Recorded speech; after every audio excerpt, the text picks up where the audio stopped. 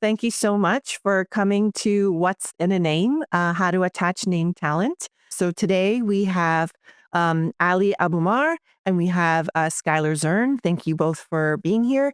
Why do names actually matter for the bottom line? Why do we need to have name talent in the first place? You want people to see your movie. You want to see people, and if it's your project, whether it's television or film, or whatever other creative spirits in, you want people to watch what you're putting out there. And the quickest way to an eyeball is someone that people know and they can relate to and they can understand and they've seen them in other things. It's how to get a name, and getting a name is usually the hardest part. But of course, if you have the option, it's hard to say no to that. As long as it makes sense for both parties, it's hard to say no to a name. It's the most important, I think, in some aspects, integral part of the process. Yeah, I mean, it's a built-in fandom. It's like presence. It's also familiar for the directors and the producers as well. It makes them feel more at ease about their choices.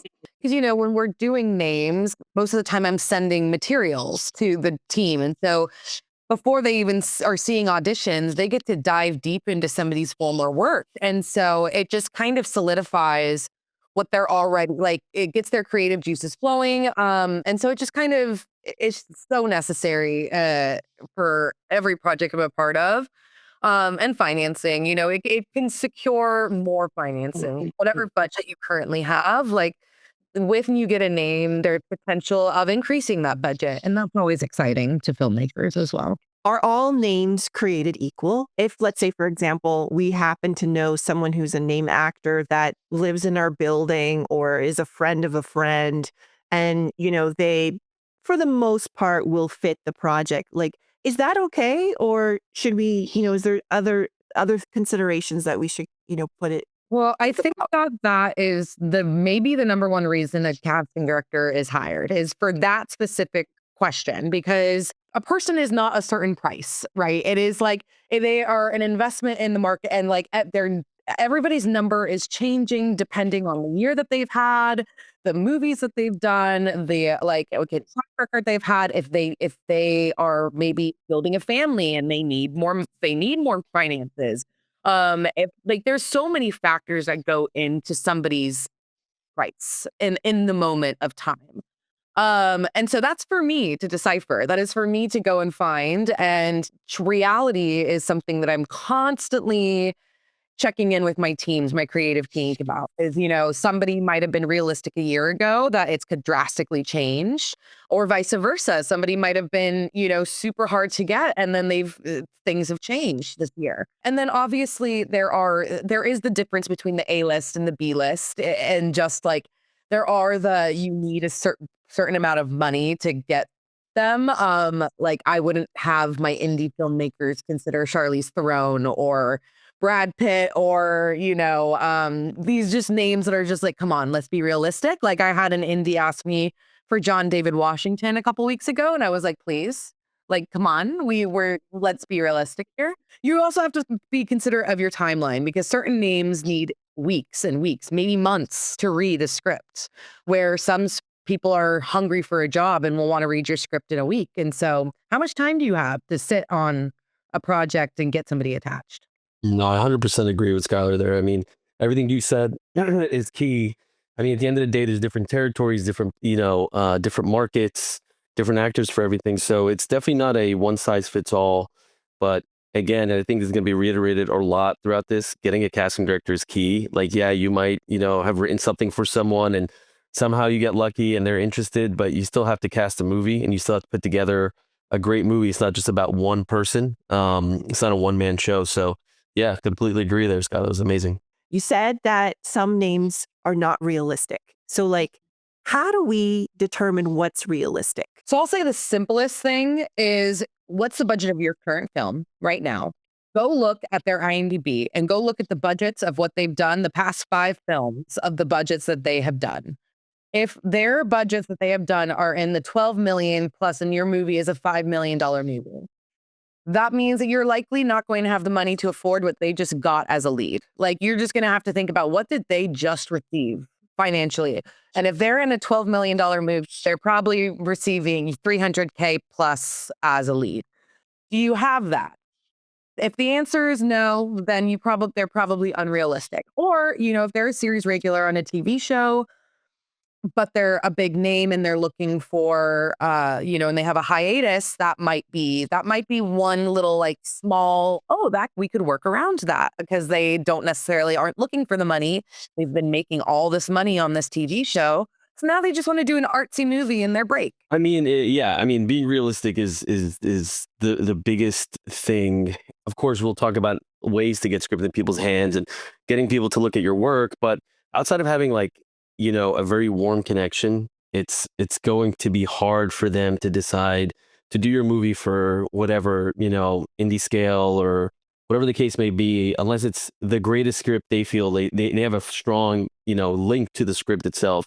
Realism has to be a part of it because you have to look at it like maybe they won't do this movie of yours, but maybe 2 or 3 movies down the line, once you get the budget and you get the funding and you get the support, then you can start looking for that. But out the gate, it's tough. New filmmakers come out the gate swinging and they're like, I need to make a name for myself, but they have an ultra low budget, right? And they're like, but I need names, I need talent, whatever.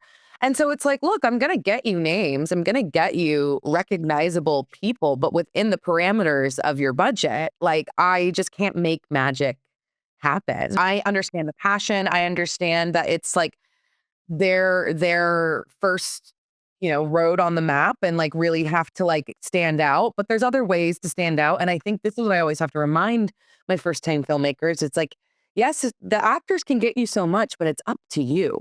Like you have to direct these people that you're casting to be the next thing. Like if you don't trust yourself in the beginning of the process, how are these A-listers going to well, you need to believe in your like project enough. Like I work with Curry Barker, right? And his first movie, we had no money. And he didn't care. And he was not asking me for name. He wasn't asking me for like crazy things. He was like, I believe in my concept. I believe in my movie. My script is amazing. I'm going to direct the crap out of anybody who's on set. So just get me the best people and let's have fun.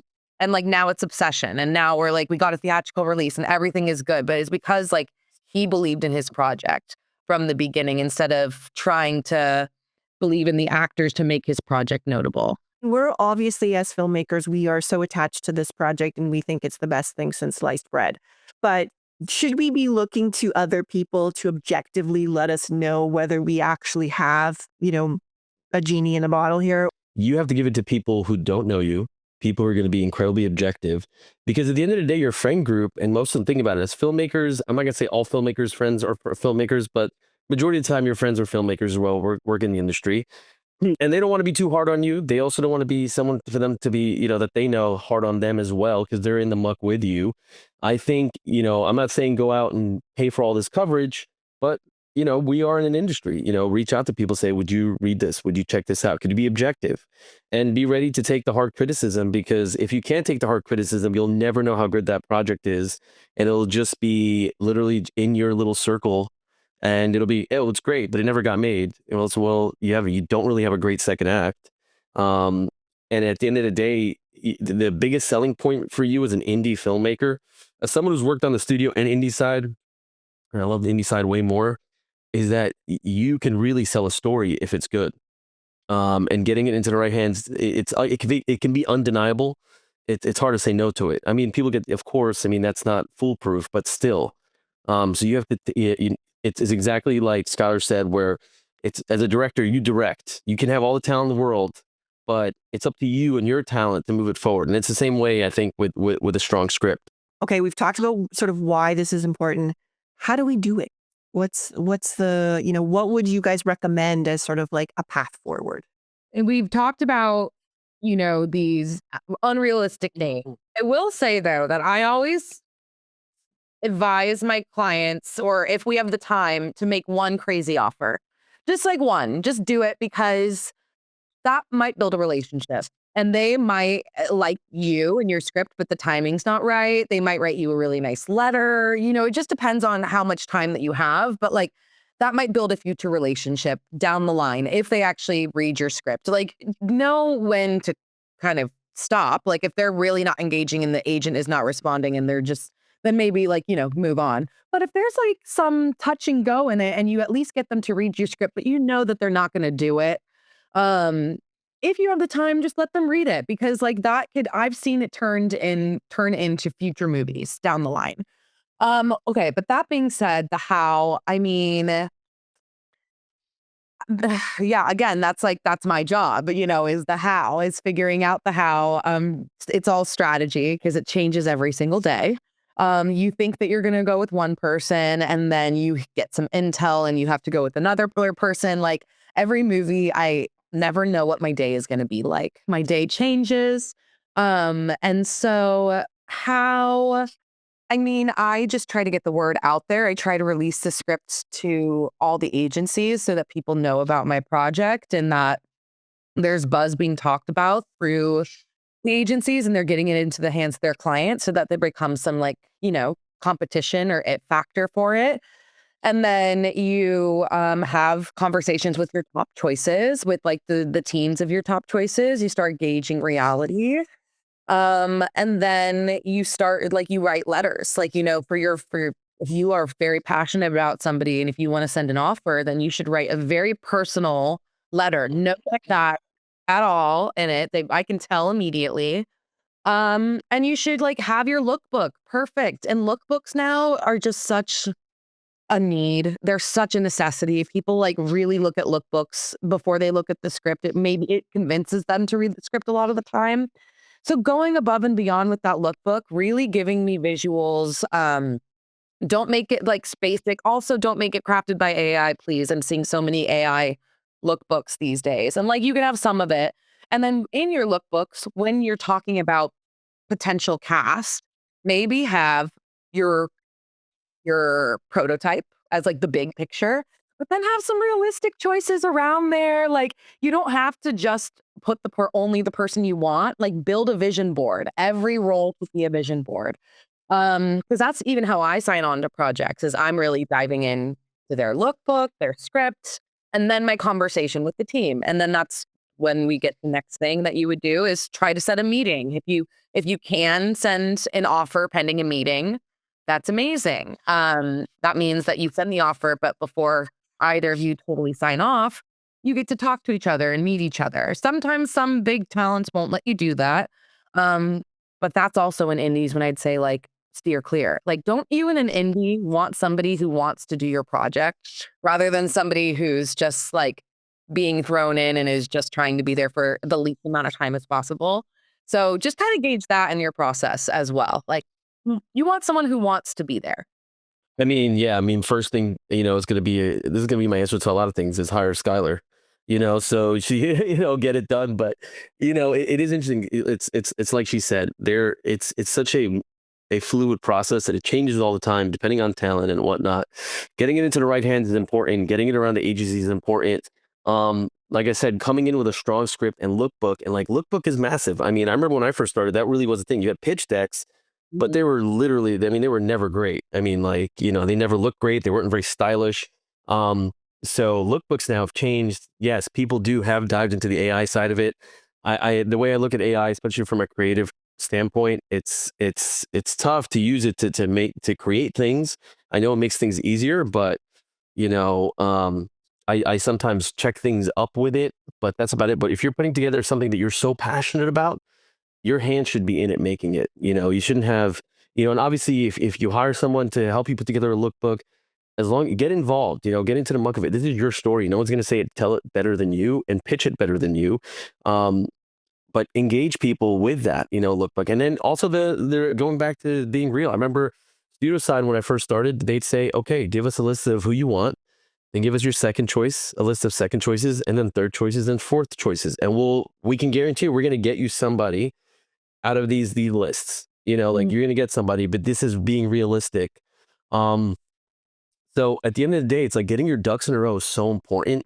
A lot of times, especially writers will come in or creators will come in. And I mean, I was one of those. I remember in the beginning, it was like, I have a great script. Okay, what's next? Let's get it done. It's like, whoa. There's like a whole other process. You want to do this the right way? You have, there's a process to this. There's people you have to meet. There's people you have to talk to.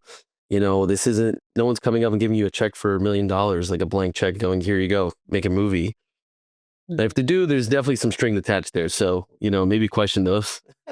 So we talked about the idea of hiring a casting director. So is there sort of like different levels of casting directors, or how would we go about doing that? Like, how do Skyler, how, let's talk about it from these two perspectives, right? Like, Allie, how do you go about hiring a casting director? And then Skyler, what makes you want to take on a client? Like, what should they have ready for you?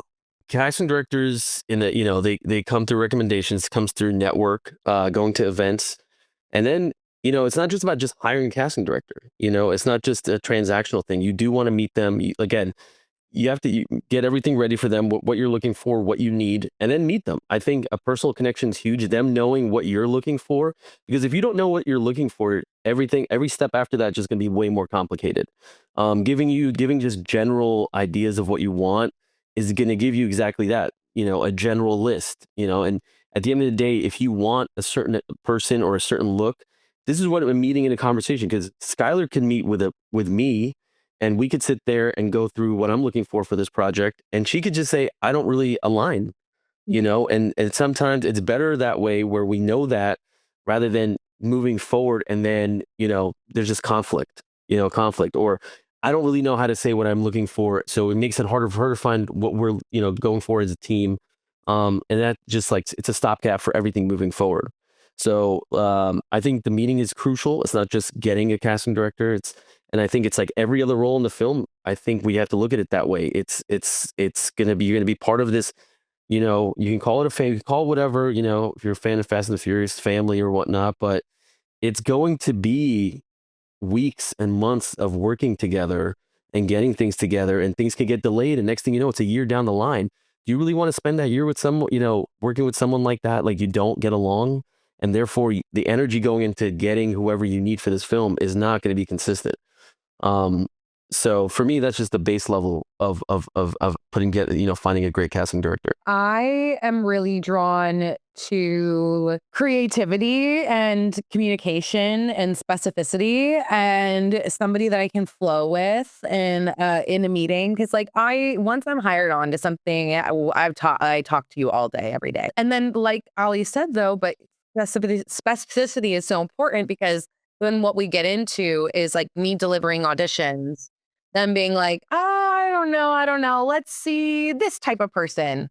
I don't know. And then you're like 5 rounds deep, and then I get frustrated, right? And then you don't want to like deal, and then everyone's frustrated. And that's when tension builds, is when there's frustration because somebody feels like they're doing too much work with no payback, or somebody doesn't know what they want, and so you just don't want to get to a point of frustration. So that's why I try to like just ask every question that you've never thought about before in the beginning. I almost try to like movie therapize you about each role. I'm like, okay, have you thought about this? What about this? Like, and then they like are like, oh, you know what? So that we don't have to run into that question 3 rounds deep. And so I have a casting concept call. I sometimes have like 2 or 3 of them. I try to sometimes even like break them up into certain role packets, so that you're not digesting all of the roles in the first concept call. You're like, okay, let's focus on these 3 leads. Boom. And then in a month from now, okay, let's focus on these supporting leads. And then so like each run kind of feels like its own tier in the process. But how I get signed on, it's all script. It's all script and then vibe. And then that's like the number, and then money. Like, then can you afford my services? And there are tiers to casting director. It's I think that I'm right now like in a solid place in my career. I'm happy to have gotten to where I am, but I know that I'm like not making Mary Vernew or John Papsadera money, and I know what type of money they make, and like, damn, like, but people can't afford them. Like, like there are tiers to casting directors. There are, you have to pay union fringes. That's something a lot of people, like if your film is a union film on the production side, then that casting is also included in that. And so that's something that people don't take into consideration. They also don't take into consideration like the support staff that casting directors need. So like some people will try to just hire a casting director, and we need staff. Like I don't need an associate, but like I need an assistant. But some casting directors need full teams, like full associates and assistants. So you have to put that into their fees as well. And, you know, if casting directors are attaching film, like if they are securing named talent for your film, in which that then turns into more money for your film, or that turns into more marketing for your film, they get back end. Like that, I negotiate back end now, because technically at that point, if we're attaching, we're producing in our own way. So that's something to consider. Can you work with other casting? Let's say, for example, if you're casting from different countries, like, do you work alongside a different casting director, or is the idea that it's just you, and the expectation is that you would reach out to different countries as required for the project? Like, how would that work? Yeah, so if it's a different country, I'll work with a different casting director. So right now I'm working with some Vancouver casting directors. I've worked with Italian casting directors. You know, I've worked with Mexico casting directors. So they all have because they have local talent, and I don't know the local talent there because breakdown doesn't even exist in these other countries. And so the way I would find talent, it's not the same. So they have Talenta in Europe, and they just have their own types of talent finders. So, but yeah, I'll find or help find the casting directors elsewhere and go through the interview process with them and kind of manage casting through LA, but they're kind of finding all of the local people. But if it's casting in the United States, I'll handle all regions. What's the best way to work when you are working, let's say, for example, with a casting director out of Italy, for example? Like, is the idea that you're casting the name actors and then they're casting everybody sort of that's locally based? Or what's the best way to, engage two different casting directors? So your LA and your New York casting directors are likely going to handle all leads, and then wherever you're casting out of are going to handle your below the lines. And that just depends on budget, for you. Like, how many people do you want to fly out and put up and pay for visas? I think that's the one thing people don't think about when working out of state is you have to get them working visas, and that tends to be the most expensive part of the process. A lot of people don't want to do that with smaller roles, or with people that are only going to be there for 2 or 3 days, because it just doesn't make sense. They would hire them, and then I just kind of let them do their thing. I want to be left alone to do my thing. So I don't try to micromanage, but I will show up. I'm there for callbacks and chemistry reads, and I'm watching all the tapes that they submit and sending my selects and input. So let's touch on that a little bit. And Allie, I would like to get your input on this as well. Sure. You talked about the idea of when you are casting and you've got to get all these visas and whatever, what are your sort of recommendations when it comes to having something like that? What's the best way to work with talent if you make the decision that this Australian actor just absolutely is the right fit? Tell us a little bit about how both of you work through that process. Honestly, you need a boots on the ground, amazing local producer that knows all the rules. That's what I would do. And then I just talk to them and get I literally do a meeting where I'm tell me every rule, and I write it, because the rules change everywhere you go. So you just need to hire somebody that great teams are built around people that know better, more than you. So that's what I do. I just trust the boots on the ground producer. Great teams are definitely built on people who have more knowledge about things that you don't have knowledge on. And getting someone local is so massive, because they know what's going on there. They know better than you. They know the people, they know the hangs, they know what things get done. They know maybe even little shortcuts to things that you don't know, and I think it's super helpful. That's your best investment on your team, is someone, especially if you're casting internationally, you're bringing in international talent, is getting that done that way. Outside of just hiring a local producer, is there some things that, in some productions that you've looked at where you go, oh, wow, I want to make sure I don't do that next time? You have to give yourself time, because these take longer than you expect. So you need to cast. If you're 8 weeks out from a shoot and you don't have, you need to do it before 8 weeks out. And so I think that that's the one thing about casting out of state is you really can't leave it to the last minute, a lot of other productions can do when you're casting in state. In the audition tapes, confirming citizenship, confirming work status, all of that, because I have somebody come up and then you get to the point where you're casting them and then they don't have an updated passport or they don't have, work permits and they don't have the current paperwork that you need to officially hire them and get them their own visas and get them flown up and all of that. So I think just really doing your due diligence in the beginning when requesting auditions, when posting auditions, and then giving yourself enough time to go through the paperwork process. Like, just plan for everything to go wrong. Like Skyler said, with work visas, I mean, you never know. I mean, they'll tell you it takes 6 weeks. It could take longer than that. So you have to plan for it being extended rather than what they tell you. It could come earlier than that, but you never really know. So yeah, definitely arm yourself with time and be able to defer, obligations to other people. I mean, you can't do it all on your own, especially for the indie producer. It's usually the biggest hurdle to get over is that you can't do it all by yourself. You need a team around you. I mean, you could do it by yourself. It's not going to be, I don't think it's going to be great. Surround yourself with people you trust and they can handle their segment of the work. In this regard or any other regard, that way it can run as smoothly as possible. But yeah, time is the biggest culprit. We talked a little bit about names and we talked about, what the value of a name, could be. So what if we have, you have a small budget, you want to get a name. What are your thoughts on like if you have someone that you kind of bring in for a day? My biggest thing with that is most people, when they bring me a script and they're like, oh, we're thinking of stunt casting this role right here. And it's like, oh, because they're only going to be here a day. But then that role has 2 or 3 lines and has literally no significance into the script. But the team is just like, but we want a name because we need it. And so it's like, yeah, but the name is not going to respond to 3 lines in the script for 2 days. Like, if you have to strategically stunt cast. Like, let's say you have a role where they have a killer monologue and it's in a pivotal part of the script, but they only it's really only in one scene, but it's like the best scene in the movie. Like, that's when you stunt cast. But like, you can't, like, I had a movie recently that like wanted to stunt cast like a blind old man that didn't speak.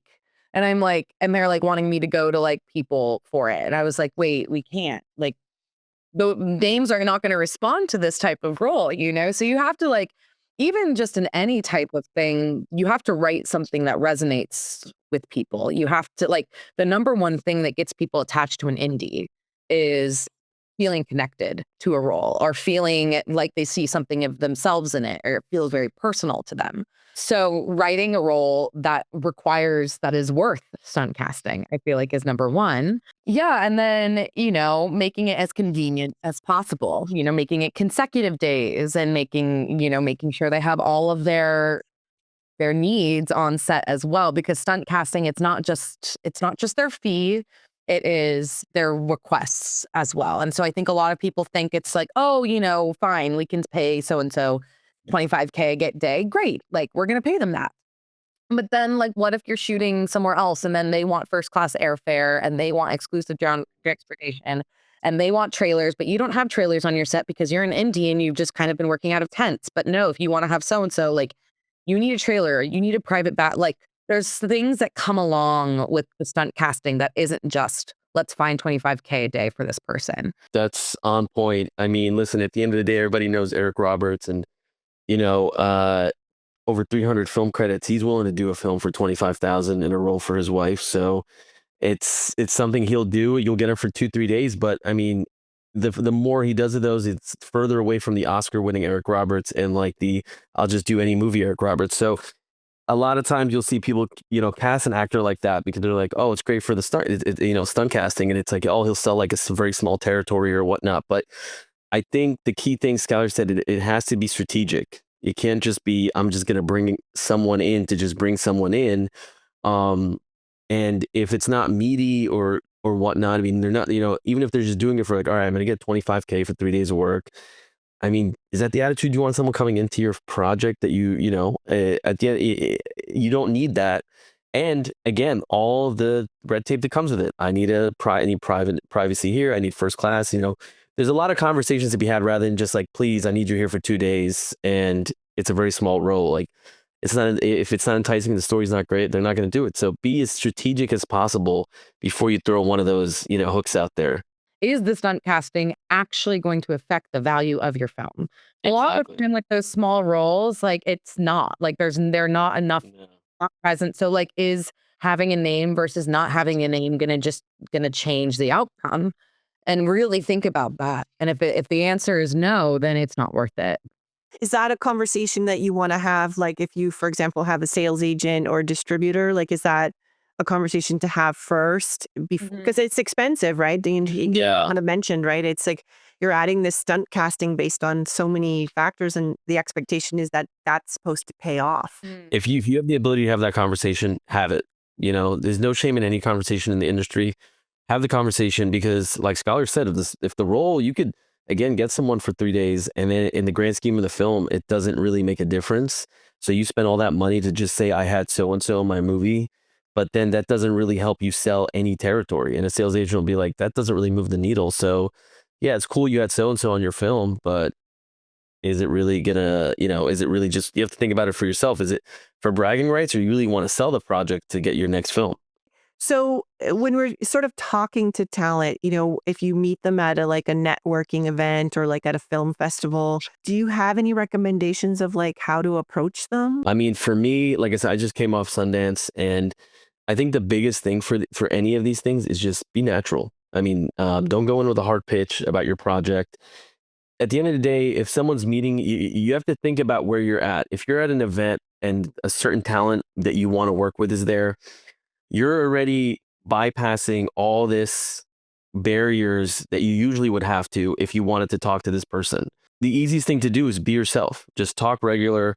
Talk about, yeah, you can talk about some projects. Oh yeah, I'm a filmmaker, whatnot. I mean, this is subjective, but if you just inadvertently sell yourself, it becomes a warm handoff later on if you do approach that individual with a project, or they could even be curious and be like, what are you working on? Let me hear about what you're working on. I'd love to hear about it, And they can be genuine. Again, if the conversation is genuine, they're going to feel it. I mean, I've seen people jump in on people on celebrities, or not even just celebrities, someone in the industry that they want to work with, incredibly aggressive. And when that happens, especially if you're at these film festivals or networking events where it's supposed to be, your barriers are off, your blinders are off, you're just there to have a good time or celebrate something, to get hit with the hard pitch is already going to push you out of the conversation already. I feel like I have gotten anxious at events because I feel like I'm on you never know if somebody's going to approach you with something and you feel like you're in a genuine conversation, and then it comes out of nowhere. So then you become on edge about things. So yeah, being genuine is just so important. And then, yeah, in my own, because I think Ali and I have to network just as much as actors have to network, I feel like that's my job is being a casting director. I'd say half of my job is being a casting director, half of my job is getting the jobs. And so I have to what I've learned is no one ever wants to be pitched. No one ever wants to talk about work when you're at these work events, but just be likable, just get to know them as a person, really and do it in all of my relationship starts as friendship. So I feel like it's genuine. I'm never going at them with a need or a want because I already have things, but it's more like a creative collaboration type of thing. And then you set firm, like what Ali's saying is you make it warm, and then you approach them via email, and let them into it, and then I just kind of follow up via email a couple days later and just say hey, it was great getting to know you. By the way, if you ever want to look at my stuff, here it is, and we should maybe chat more professionally if you have time. And then that way you're setting the tone, and it's okay, we're going to have a professional tone relationship, but we can also have fun and have, our outside relationship as well. So it's nice to be able to turn it off and turn it on. And I think that's what we all have to do in the industry. One of the biggest things that people do, and I've been guilty of this in the past, is you meet someone great, whether it's a filmmaker or an executive or an agent or whatever, even a casting director, and you follow up a month later or 2 months later or 3 months later. And it's now they have to refresh their memory. They're well, we did meet, but what did we even talk about? Or what was that conversation? A few days later is great because you're still fresh in their mind. And that way they'll remember whatever anecdote that, you guys had, and it keeps the warmth going. Is there something that, you wanted to get across to our audience today? I think for me, the key thing that especially when I talk on things is, have people read your story. And like I said in the beginning, I can't say it enough. Get objective takes on your project. Get objective takes on your lookbook, your script. Understand that it really does take a village. Make sure you understand the concepts of casting is so important. It's so important, and people, especially on the indie side, do not you take it for granted on the studio side for sure because you have all the resources. But the indie side, sometimes you're thinking about what you can do with your limited resources, but it's not just about casting whoever that just shows up. You really want to tell your story, tell it right. Make sure whatever name or not name that you bring to the table is someone that's going to do your film justice, do your project justice. So again, those creative partners, especially on the casting side, are it cannot just write 1,000 lines into that needed. If you're thinking about where my limited resources going to go, it has to go to some of it to that as well. Yeah. That's a good point because I do see, I feel like I've become really close with my producer. So I get intel on budgets and what they're budgeting, right? And I see all the time, especially in indie film, people having really low budget lines for casting, and not just for their talent, but for their casting directors, and then they kind of are left in this thing where they feel a little stuck because they didn't budget correctly. So I think budget correctly for your casting directors and for your talent, and just just leave more than you think, just to give yourself wiggle room. Write roles that people will resonate with. Really pay attention to your dialogue. Make sure that your dialogue is not interchangeable between, I shouldn't be able to take one line in the character and give it to another character. And I want each one to feel personal, because when I am selling a script to actors, I'm selling them wanting to play a role, and them being tied and connecting to a role. So if you can make a script that resonates, and a role that resonates, that's going to be the best way to get yourself good talent. Just to touch on that, you mentioned the idea of leaving enough budget for a casting director. What's that? What is that? Can you give us maybe a little bit of a percentage of what would you think would be appropriate? 2% of the budget is typically what is casting's weight. There is negotiation room. If you're providing union fringes, that kind of comes out of the rate as well. So keep that in mind. Or if you're going to be providing back end, you can kind of provide a little, there's some wiggle room on rate. If you're okay, I'll give you a point or 2 points on the back end, but that means that your rate is going to be this. That's okay as well. Okay. Well, I think we're into Q&A now. I was just wondering, from a casting perspective, if there's an overseas actor who lives in, for instance, Vancouver, where I live, or in Australia, but they've done, a series and they have a Vancouver agent, but they have an LA manager. Would you as a casting director reach out to their LA manager, or would you need to hire or work with a casting director in Vancouver to reach out to them? Honestly, it depends on how they're getting posted. I would say you're in the best position ever being a Vancouver actor right now. I mean, I would probably be responding to your LA rep because if I posted something, it's probably I can only post to my region. So that's why people have multiple reps, is because you have double the chance. Because if my Vancouver casting director is posting in Vancouver and then I'm posting a role in LA, you might have been submitted for both of them. So then you have double chances to get an audition. So it depends on who at that point, it's who is it coming from? So I can't really follow that train line most of the time. I never know where the line is coming from. You mentioned the lookbook. Would the lookbook for casting be different than your overall pitch deck, and how? No, it wouldn't be. It would be your same. It would be your overall lookbook. It's just your page in your lookbook. You have role pages, right? Where it's you go deep into your lead. So it's one page will be one lead, and the next page will be the next lead, and you kind of give descriptions and visuals. And that's what I'm really paying attention. That's kind of what I go to as a casting director. Your role pages. So just being super, giving us a lot there. The advantages or potential disadvantages for attaching an actor or a name that may have their own production company. Can that sometimes help a film or hurt it in different ways? I mean, on the producing side, it could be helpful depending on who the actor is. I mean, co-producing is such a big part of the industry anyway. I mean, usually you are co-producing. So working with their production company is great. As long as I think the biggest thing is as long as roles are fleshed out, I don't think that's really an issue. And it could definitely help you out a lot. I mean, the only way that you can get hindered is if again, a bad business deal, getting steamrolled is huge. So as long as you can really get clear-cut roles and the individual has a good production company that you can really work with and mesh with, then I don't see really how it hinders you. But again, if you're doe-eyed and you get steamrolled, it can happen very easily as well. What I was curious about is when you guys were talking about the realistic names to bring to a casting director. And for me, with a couple of projects that I'm working on right now specifically, they should be, I would like some up and coming, somewhat well known actors that can play teenagers.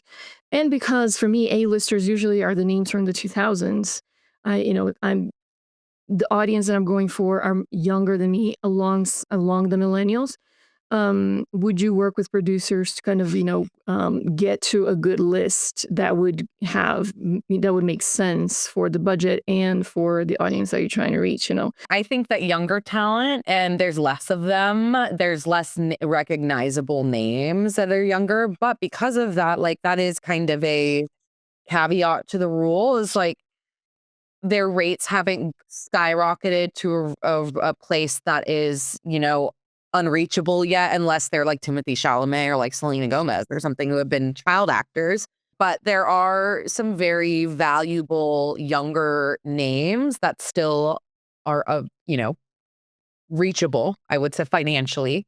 The younger people, I know all their names, agents know all their names. It's just about how them being defined as financeable is different than the older names, because you're taking into account an investment on their future careers when they're younger, as opposed to their current careers, because they don't really have that much to go off of. But if you see star quality in somebody, you're like, well, let's cast them now, because they're going to have a great career and everyone's going to come back and watch your movie to see when Emily so-and-so started, and so that's something to keep in mind as well. It's part of your process that you would work with the producer to kind of narrow down that list in between value, I hate saying that.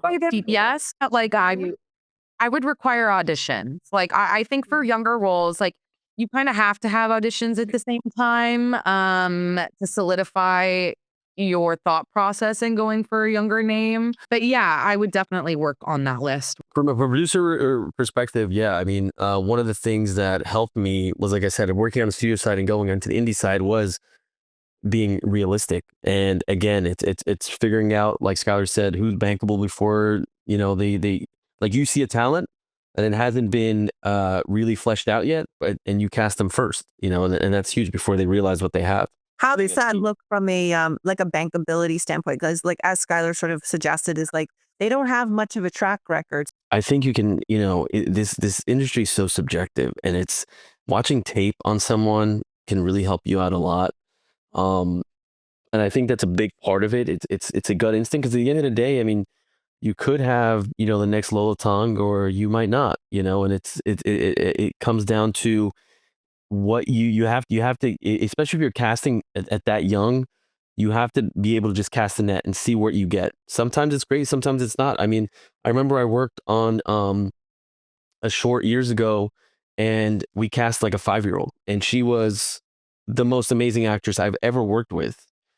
And just like, she understood timing, she understood hard stops, she understood, blocking at 5 years old, and she had such a stage presence. And I was like, this is, amazing. She went up for something with Lin-Manuel, and then, I checked in with her, with her family recently, and she just left acting. She just didn't get the proper guidance. She had a bad time on a film set with a producer who was, I guess, strict or stringent and really rude. And, at a young age, at 8, 9 years old, that could turn you off forever, So it's like, it comes down to finding someone that you feel is really going to be a star. And at the same time, the people around them also have to make sure that they get to that point. Is there anything anybody wants to cover off before we wrap it up? One thing I will say about events and whatnot and meeting people is, I mean, you might not be invited to everything, but if you can find your way into somewhere, it's way more important than actually being on the list to get in. So, I mean, as a New Yorker, I'm going to tell you finesse, finesse, finesse. You know, if you're looking to meet someone, you know, do it. I mean, that's the name of it's a hustle. This whole industry is a hustle, right? We're always hustling. So if you feel like you're somewhere and you can't get in, you know, find a way in. You know, talk to someone, be nice, be courteous. You know, if you feel like you deserve to be somewhere, be there. Do you think that there's a fine line though? You know what I mean? Like it's at some point, like you're harassing the doorman and it's. Oh no, not like that. Yeah, no. I mean, it's working. You know, it's making friends. You know, making friends in lines.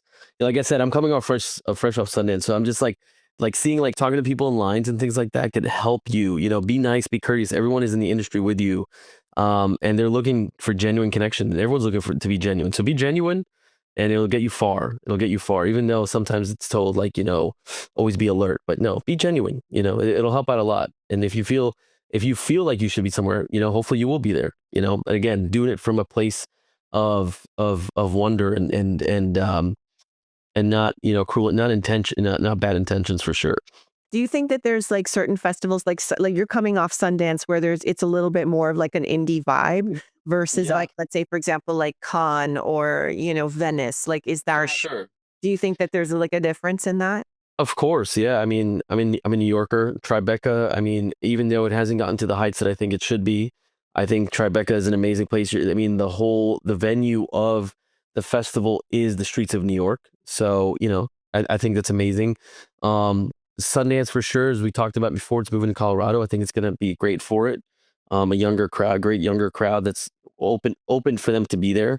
Some festivals are more for, you know, like if you go to TIFF, you know, that's more for sales. You know, obviously, Cannes is a tough one, you know, because it's all about invites and also selling. But even, you know, go to some of the smaller festivals. I mean, I think they're great. You're going to be around other filmmakers, and a lot of times talent will go. You know, especially if they're nearby. You know, they'll be there. Especially in New York and California, they'll stop in. You know, especially if they're supporting a project. Thank you guys so much. Skyler, Ali, thank you guys. It's been so wonderful. Thank you. Thank you, everybody. Thank you, team.